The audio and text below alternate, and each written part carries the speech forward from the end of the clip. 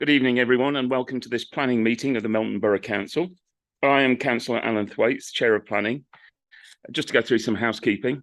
In the event of having to evacuate the council chamber, please leave by one of the 6 emergency exits around the sides of the chamber. Please assemble at the far side of the front car park nearest the park entrance.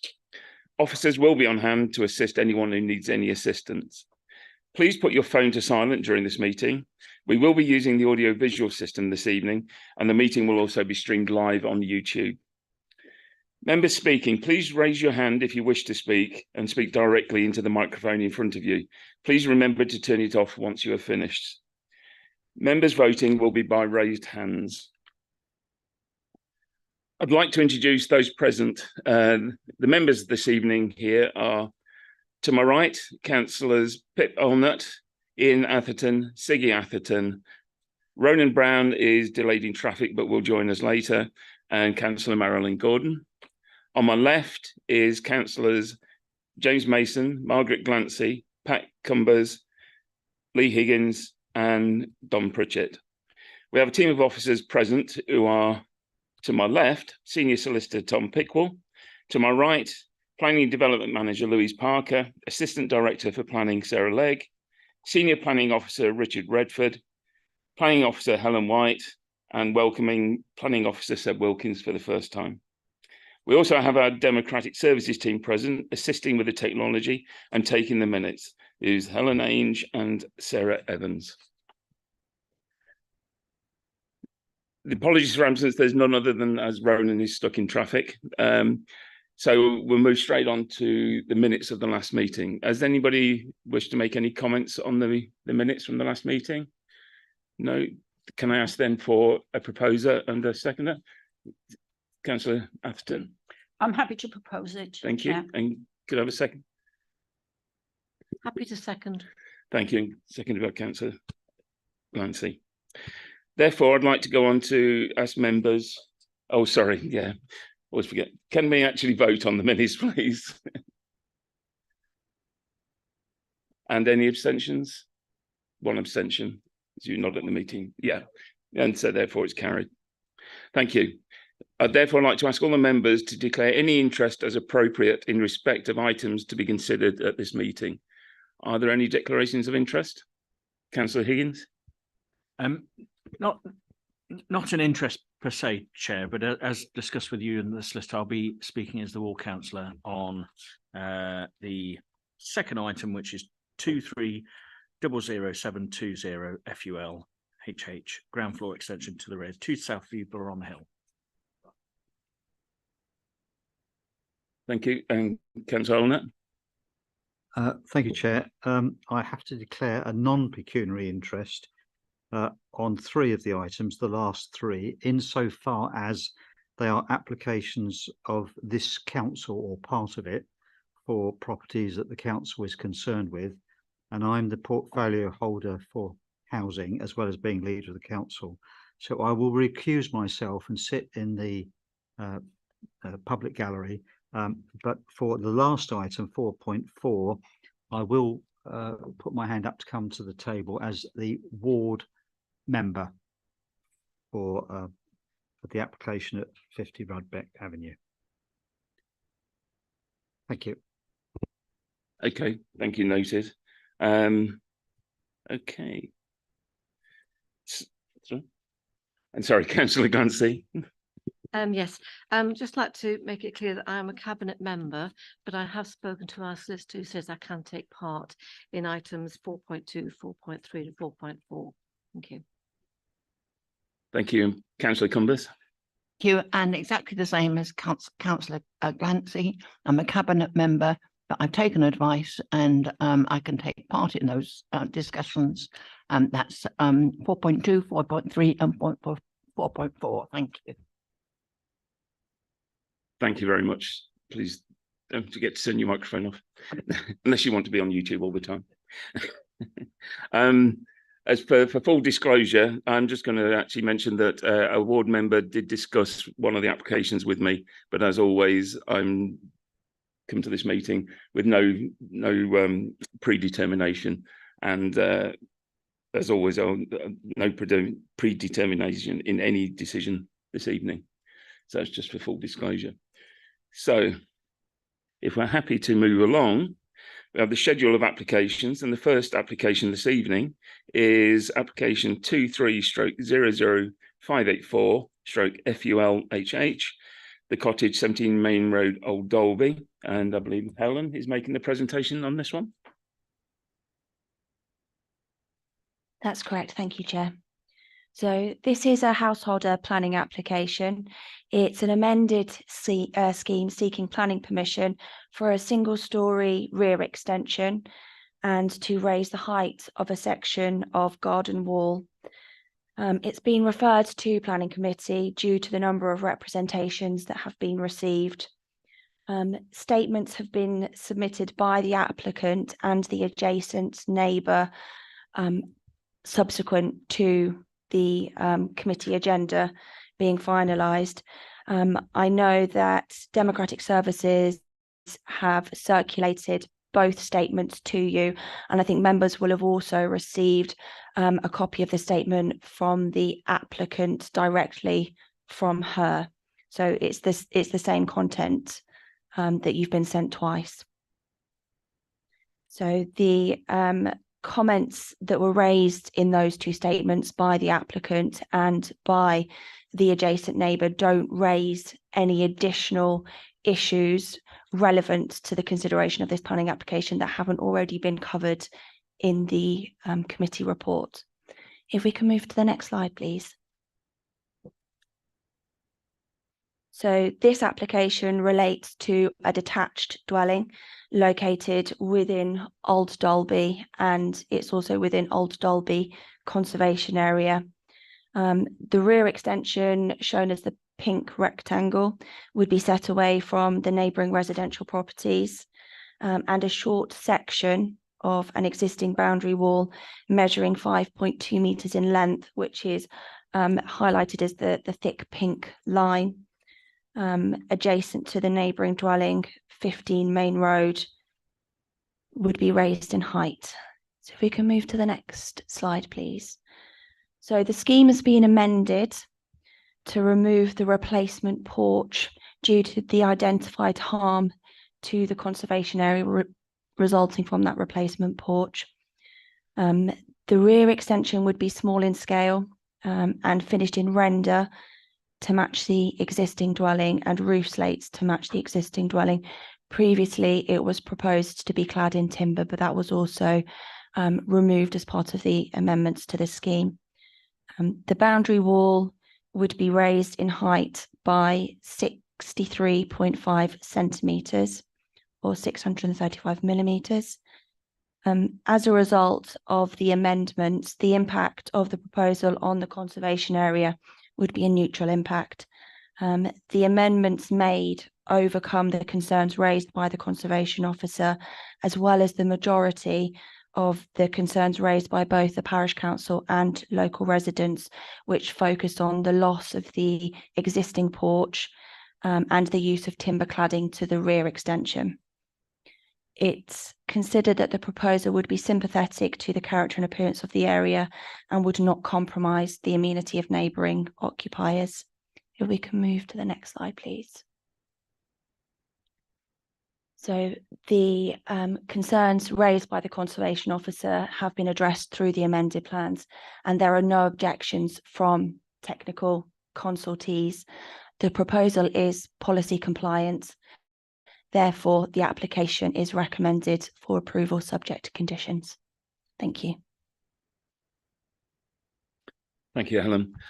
Do any of the members have any questions for clarification from Councillor Higgins? It was just in regards to the number of comments which are contrary to the officer recommendation, but we know some of those comments are from are submitted in the name of Mr. Old Dalby and Mrs. Old Dalby.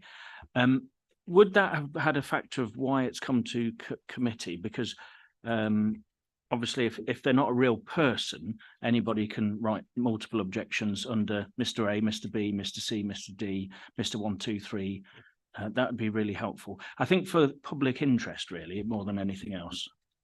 Yeah, I think, Helen, are you happy to answer that?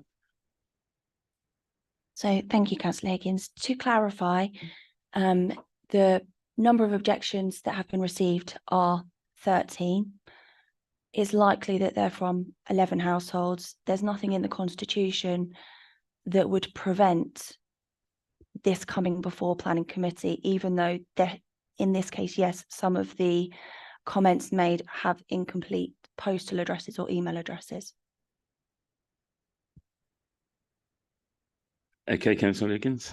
Just a clarification, and I do appreciate that the officers probably take a more cautious view, so that's fine. And again, I think it needs to be in the public interest. I think at some point this probably has to be raised with the Constitution Committee, because if someone is not going to be, this is a public forum, and planning applications and comments and public consultations are a public forum. We need to know where the objectors are, and that they're actually a valid person. The reason being is if you are a neighbouring person, like one of the objectors are, they've been very transparent. We know where they live, and we can appreciate their comments from where they're coming from. I just think it's very dangerous to take comments from potentially made up people from made up addresses. Yeah, I understand your point, and understand how difficult to understand. We don't want to prevent anybody making a comment either. So, but I'll just pass on to Tom. Yeah, thank you, members. It is something we picked up on this application. It's something that will hopefully make its way to the constitutional working group arrangement when we find a potential solution to it. It's the way the system works. Many authorities use the same planning system online. It is something we have picked up on, though, something that we'll be picking up to see how we can resolve that. Yeah, and I think Ed DeCoverley had put a statement this afternoon saying that it was actually going to look at other councils to see if they do something different, just to check whether there's something we could have done differently. Thanks. So is there any other questions for the officer? No? In that case, then, I'd like to move straight on to the only speaker for this application, which is Julia Caroli from JLK Architectural Design. Thank you. I think you had some instruction earlier about how to use the microphone. Just be warned, when it's on, you're on YouTube. You have 3 minutes. Tom will give you a warning at 30 seconds from the end. And if you can try and keep within that 3 minutes, but as the only speaker, we might be a little lenient. Thanks very much. Hello, my name's Julia Caroli from JLK Architects. I'm the agent on this application, and I'm representing the applicant as she can't be here. The proposal's original planning drawings were amended to reflect the comments that were received, as Helen said earlier. So we've now only got the 2 points on the application, one of which is the small rear extension, and one is the increase in the small length of wall to the north of the site. The small single-storey extension will future-proof the property for the applicant. The previous extensions have resulted in awkward internal spaces, which make it difficult for the applicant to use the ground floor of the property. The small proposed extension will rationalise the existing building work. This will enable the property to have single-floor living if required. None of us know how we will age, but having a home which can serve your needs regardless of health and mobility is something that would bring comfort to a lot of us, and this is what the applicant ultimately wants. The modest scale of the rear extension is subservient to the original house and infills an awkward junction between the existing single-storey extensions on the site. We have listened to the feedback from the planning consultation, and as a result, the single-storey extension will now be rendered to match the main house. The extension will not be visible from Main Street, and there will be limited visibility from Chapel Street.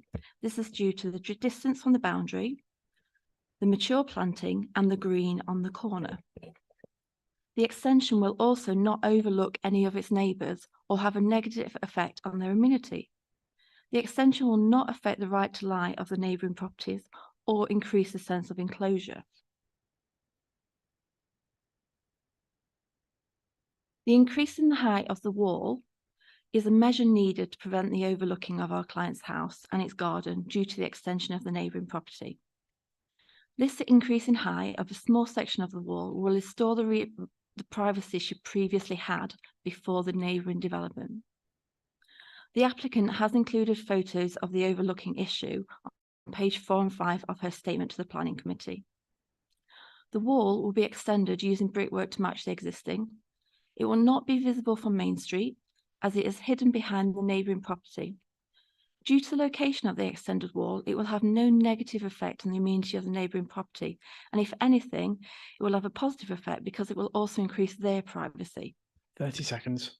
We have worked positively and proactively with the planning team, and as such, this application is now supported by both the planning officer and the conservation officer. Thank you for your time.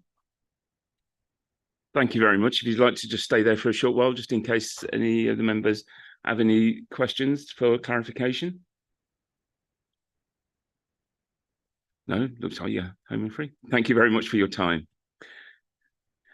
I'd also like to recognise that Councillor Ronan Brown has joined the meeting, unfortunately after the start, so he won't be able to vote on this or join the debate. So we have a recommendation to accept this application.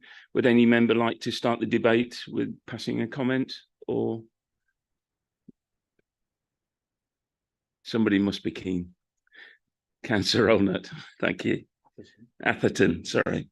I never want to speak. So it isn't a comment for debate so much as I'd like to record my thanks to the officers of the council for changing the format of the briefing documentations we're provided with that now contain photographs and plans of the sites in question. So not a point for a debate, but a formal register of my thanks. Yeah, of course. And accepted, and I agree very much so. Anybody like to pass any comment or ask any further questions for clarification?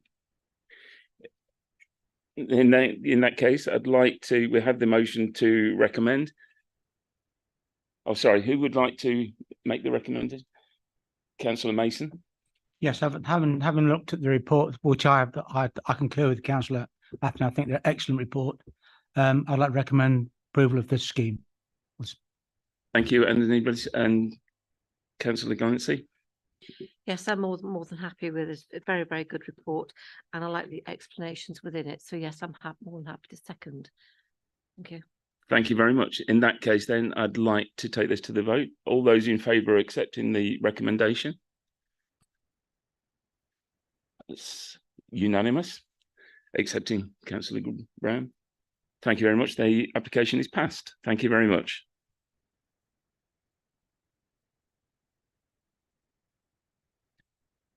You're more than welcome to stay and watch, but if you wish to leave, please do. Yeah, thank you very much. In that case, then, I'd like to move on to the next applications.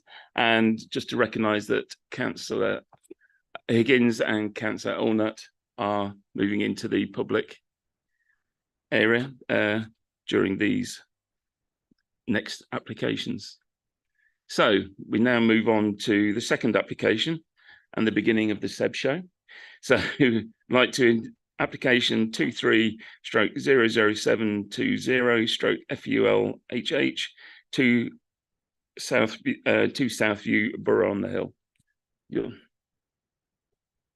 Thank you. So 2 Southview Borough on the Hill is a semi-detached dwelling within a cul-de-sac within the conservation area, as you can see on the plan on the slide. The property has a small rear extension and quite a large garden space to the rear of the property. Next slide, please. The proposal is for a single-storey flat-roofed rear extension measuring approximately 6 metres in length, 4.8 metres in width, and 2.7 metres in height. The proposed materials are to match the existing property, and the proposal would provide a ground floor bedroom and bathroom facility for a disabled resident. The reason that this is being considered by committee is that the council is the applicant for the application.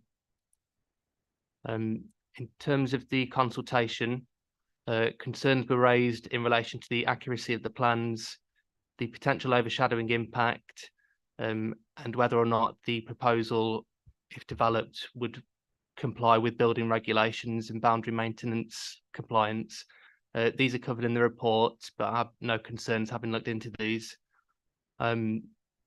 Also, considering the conservation area location, I consider that there's no harmful impact upon the conservation area due to the proposal being not visible from the public realm. Next slide, please.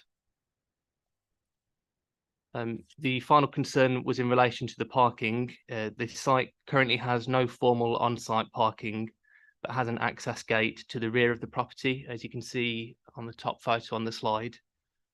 Prior to this meeting, members helpfully raised concerns about the lack of formal parking provision as part of this proposal.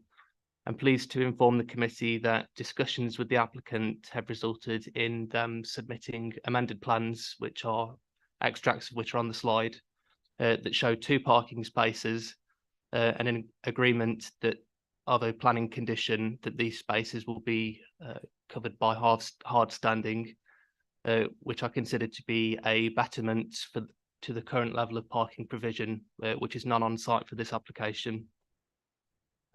Next slide, please. So to summarise, in relation to the amended condition, the wording of this would be before first use of the development hereby permitted, the parking space shall be surfaced with tar macadam, concrete or similar hard-bound material, not loose aggregate, and thereafter be permanently so maintained, and also an amendment to the condition to refer to the plan that was on the previous slide. The proposal is considered to be policy compliant, and therefore it's recommended for approval, subject to inclusion of the amended conditions.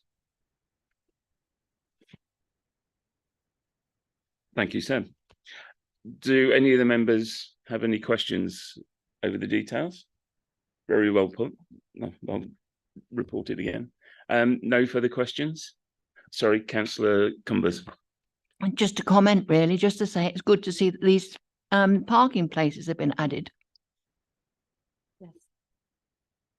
Yeah, and I think it's a very, very good move and it shows the benefit of the briefing as well. So thank you for that. Any other comments to come through? In that case, then I'd like to call upon Councillor Lee Higgins, the ward member for the area, to speak. I'm sure you know the rules, but I'll just say you have 3 minutes. Tom will give you a warning at 30 seconds. Thank you very much. Yeah, thank you. And thank you, Seb, for informing us of the new parking spaces. I have spoken to residents over the last few days about Southview, and those of you who went to site will recognise that it is only 1 car's width of carriageway, which any on-street parking causes major issues. Now, I'll keep in confidence of residents of Southview, particular neighbours, but if you can take it from me that there was serious concerns of on-street parking. And while it's for 2 cars, if there's any on-street parking, it does cause issues for how other people turn in their circle on there. And the guidance for the Somerby neighbourhood plan and including the highways design guidance is raising it from 2 to 3. Now, I think the current tenant may not necessarily need 3 car parking spaces, but we've got to build for the future. And so I think at some point the applicant does need to consider 3 car parking spaces, only because it is totally inappropriate to have any on-street parking here. So while I welcome the required parking spaces for 2, which are tandem car parking, equally there needs to be where, if this property, which is going to the 4-bedroom houses, and it will be the only one on 4, if you look on your page, where is it? Right at the beginning of the report, sorry. On page 18, if you look at all those houses there, which are either council owned or former council owned, you'll see that some of the houses, there are no parking spaces at all, just because of the way it was built in the 50s. And so this is an ideal opportunity to ensure that off-street parking is enabled by this applicant. So while I do welcome the two, and I really do welcome that, historically, one of the previous tenants where those gates were did park their cars off street as well. So I will leave it to the committee to decide if 2 is adequate. 30 seconds. Ideally 3 for future proofing it probably would be in the best interest. If you're doing it once, do it right. Thank you. Thank you, Councillor Higgins. Do any members have any questions? Marilyn? Yeah, what I just want to ask is, do other neighbours around that area, do they park on the street? And if so, do they have more than one car? So if you look, so I will go from number 1, which is, we'll go clockwise from that cul-de-sac. Number 1 has its own off-street parking, has 2 cars off-street parking, can probably park 3 cars. Then 2, which is the applicant's house, has no off-street parking currently. It did have on-street parking many years ago. I just know that because local knowledge. Then you go to number 3, which is that has off-street parking. 4, 5, and 6 has off-street parking. Then you start going into the bits on the corner. They don't have off-street parking, so they have to park elsewhere. They've managed to have informal parking round the back, which is the field here. So that's where they park. But that's obviously currently to that person. So that's an agreement with that person. I don't think it's an illegal agreement. And then as you come back on the other side of Southview, which is opposite, they have a very small space for 1 car. And then I can't remember which house it is. I do know the resident, which is Miss Claire O'Callaghan, on the corner. She has a driveway and I think a small garage there anyway, so that has parking as well. But if you have any on-street parking on there, it's how you turn in and out. If you look at the corners there, sorry, I don't know if the officer can get it on to screen, but just in that corner there, it will make it very difficult if there's any cars that are on street parking. So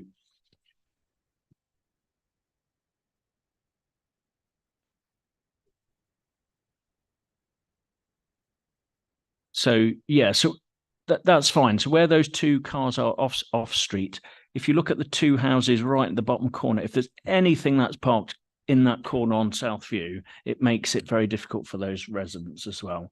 So I think from what the residents of Southview have said, if the council are going to do this as the applicant, do it right, do it once. Thank you.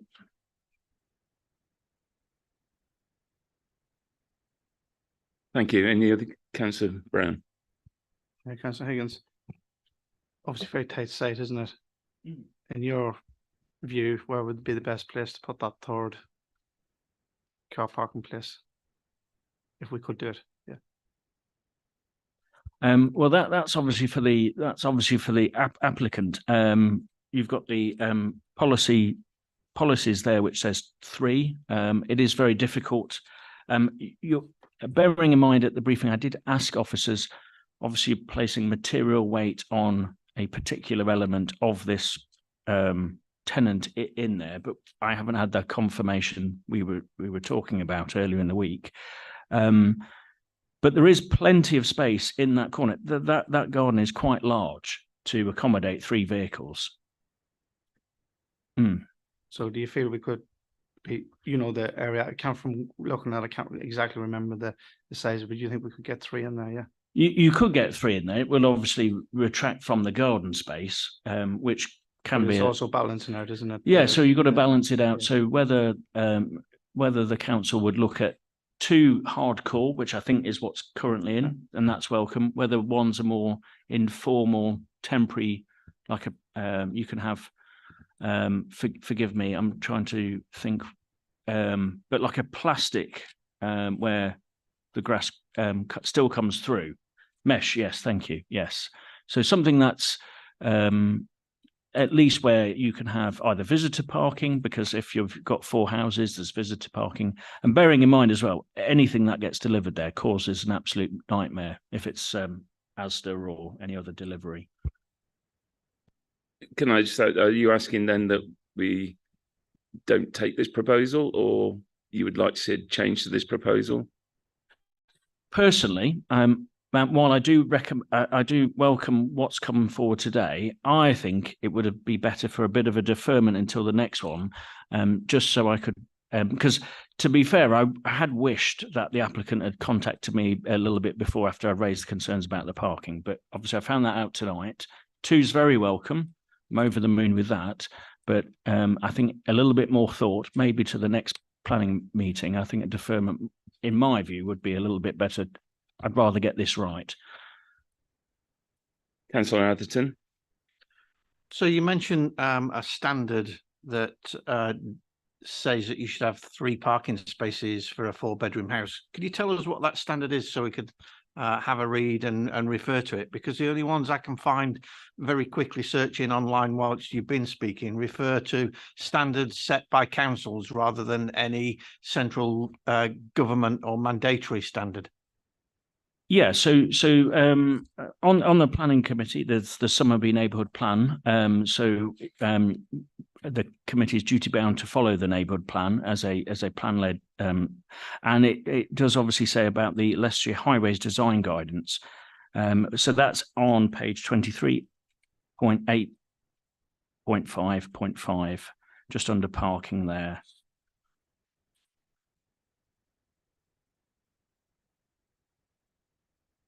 Any other comments or questions for clarification? No, thank you then. Thank you, Councillor Higgins. Therefore, like to open this up for debate. The recommendation is to accept the current proposal, but would anybody like to make any comment? Councillor Gordon.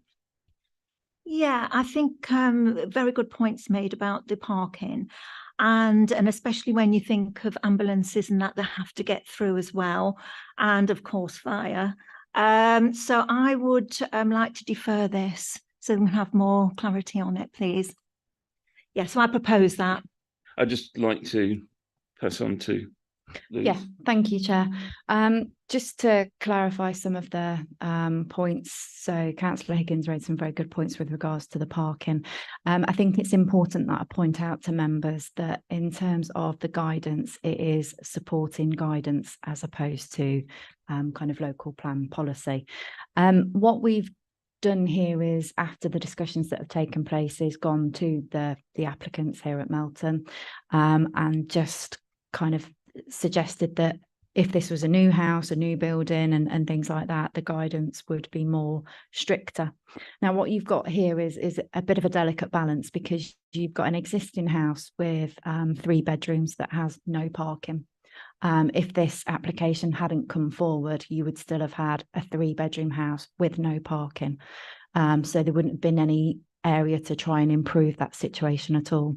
The application's coming forward for the additional bedroom, which, yes, does require additional parking, but we think in terms of balancing what the situation is there at the moment and a betterment through this scheme, the decision was to have the 2 car parking space, which seems to allow for enough manoeuvre within the garden, but also have that dedicated parking as well. So there is a balance for members here to consider. Councillor Gordon. Yeah, because I can see what you're saying, but it is for future residents. I mean, you know, as time goes on and the house gets sold, I'll be worried about a family moving in and then creating all this on road parking. That would be something that would be detrimental to the area. And unfortunately, we can't think about what the future may hold on any house, but Councillor Brown. Yeah, obviously it's been a council house. It's now a gift to do certain things with it. Could I ask? I should know this, but I don't. So, one, could we condition for the 3rd one to be put in, or could we put some wording because at the end of the day, it is a council house, where the council could actually go away and do what Councillor Higgins has asked for? Because notoriously, 20 odd years ago, when I first came to the borough, it was bad with parking there, and it's not going any better. and it's not going to get any better, is it? So I do think there's an opportunity there with being the landowner, if we could do something that actually follows it through, because I think we have to think of the needs of the tenant as well, and the disabilities, etc. But if we could do that tonight, I think that would be a better outcome than having to go away and come back and still and do it maybe in consultation with the ward council or something like that. Louise?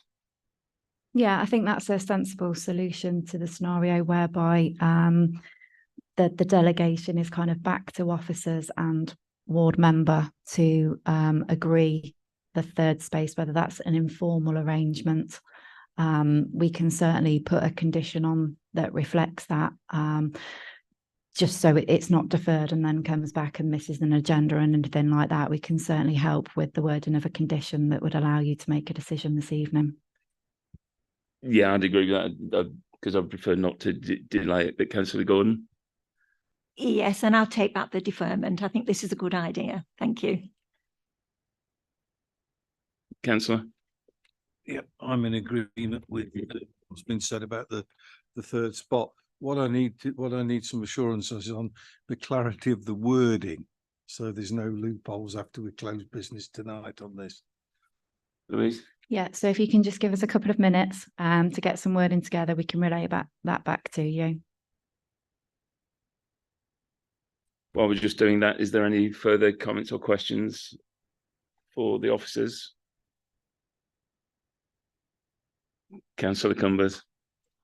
And really, I mean, the whole country is full of these places, these dwellings that were built some years ago, never believing that there would be cars or car ownership, especially in council dwellings. In fact, I can remember some years ago, a councillor saying, why do council houses need planning, need garages or need drives? So I mean, it's difficult because it's almost, if we're not careful, we could even be sort of saying, you got a house like that and you can't own a car. You know, but I'm agreeing with what people are saying otherwise. Thank you for that. Ready? Yeah. Well done. I would take all the credit, but it's not. It's the four of us on Teams at the moment. So the suggested wording would be, notwithstanding the submitted plan prior to first occupation of the extension hereby permitted, a plan demonstrating that 3 off-street parking spaces can be provided shall be submitted to the local planning authority. The spaces shall be hard surfaced and maintained in perpetuity. Any comments? And therefore, do somebody like to propose to accept the recommendation? Councillor Brown? Who would like to second?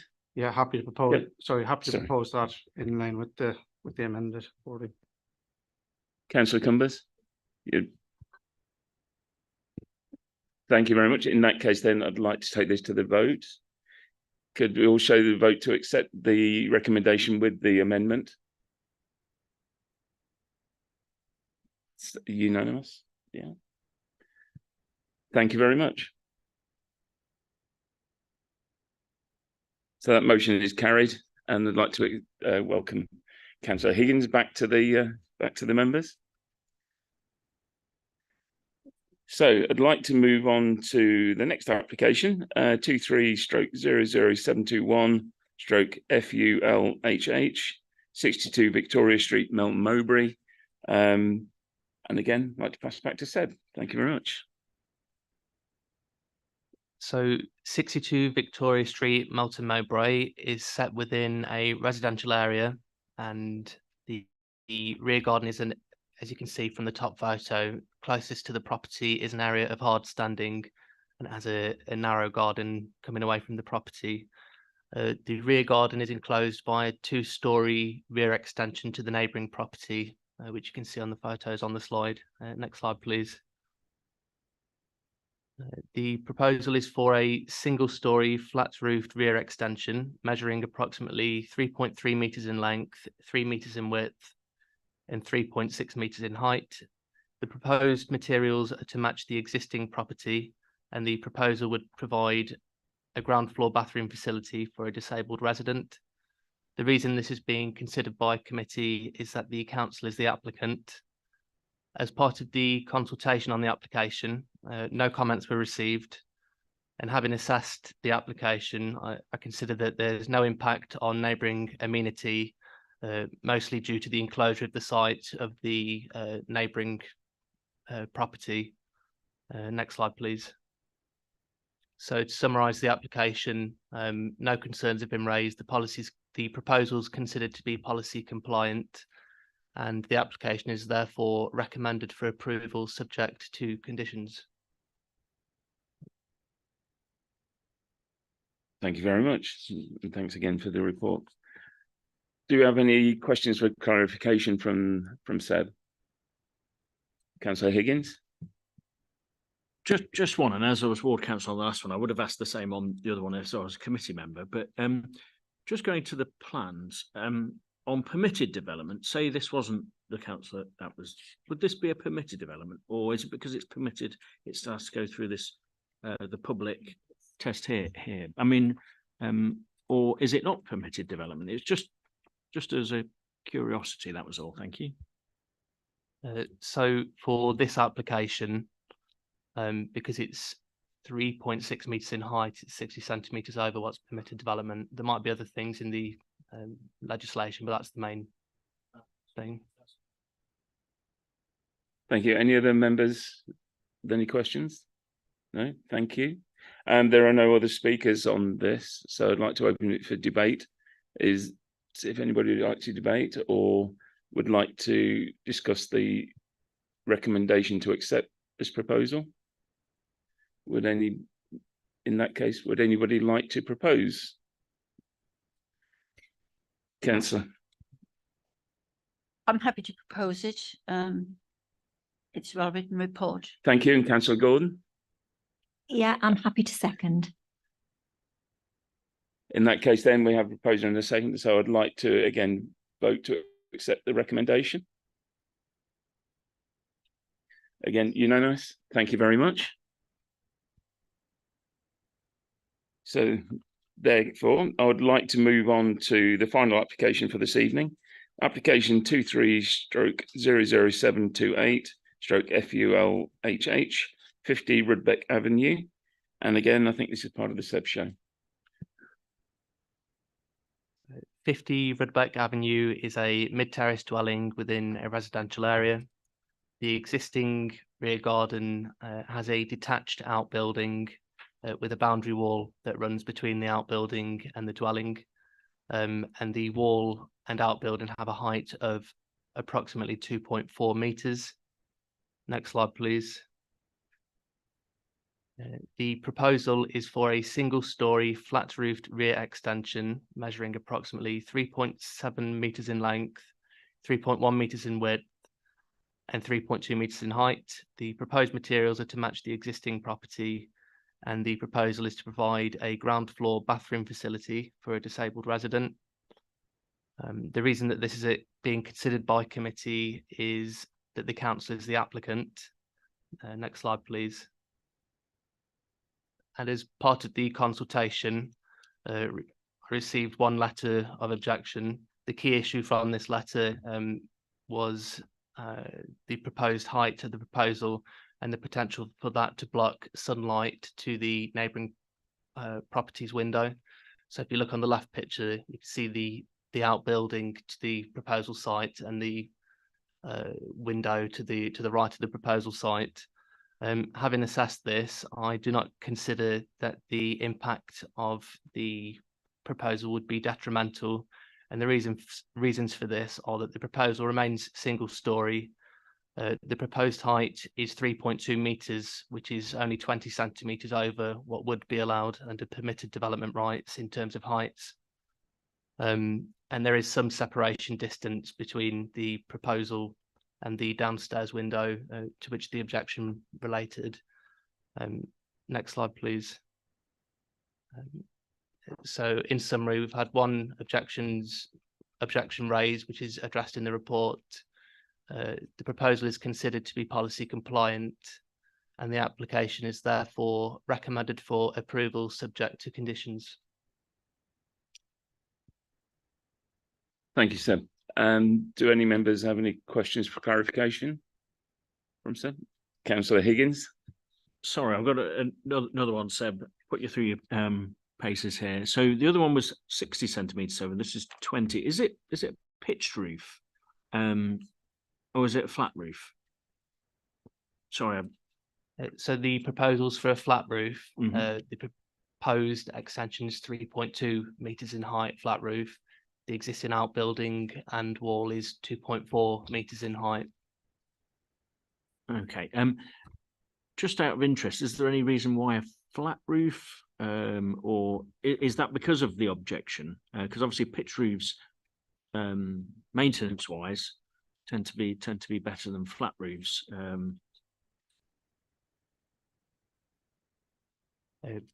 This is the application that's been submitted without amendment, so they've proposed flat roof extension. Okay, thank you. Any other questions? Then in that case, we have one speaker for this application, the ward member for this area, Councillor Pip Arnott. I'm sure you know how to use the microphone. As Chairman. always, you'll have 3 minutes, and Tom will give you a warning at 30 seconds. How many hours? It's 3 minutes. Right, thank you. Thank you. Should the committee be minded to approve the application on the basis of material facts on the planning side of it, I would like the committee also to make reference either through conditions or through informatives or some other means that there is a genuine concern with all these type of applications about the effect on the neighbour, notwithstanding legislation and common law relating to party walls. And that is that when a new construction is built, it is inevitably much wider than one course of bricks. It's 2 bricks plus a gap plus the foundation. Now, I would not expect the applicant to be able to just start construction without agreement from the neighbour. Quite apart from the disturbance during the construction, there's the issue of impingement on the neighbour's property by virtue of that construction. So I'm asking the committee to make some reference to that in some way, informatives, conditions or whatever, so that the applicant on this case and in future cases can take cognizance of their duties under private law, if not planning law. Thank you.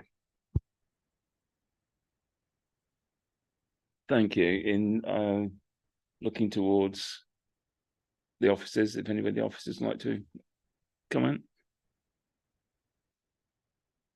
Yeah, so the concerns raised would fall outside of the planning consent process. So any disturbances would be potentially a private legal matter, fall under building control or environmental health. I don't think we'd be able to include that as a condition, but it could be an informative to the application.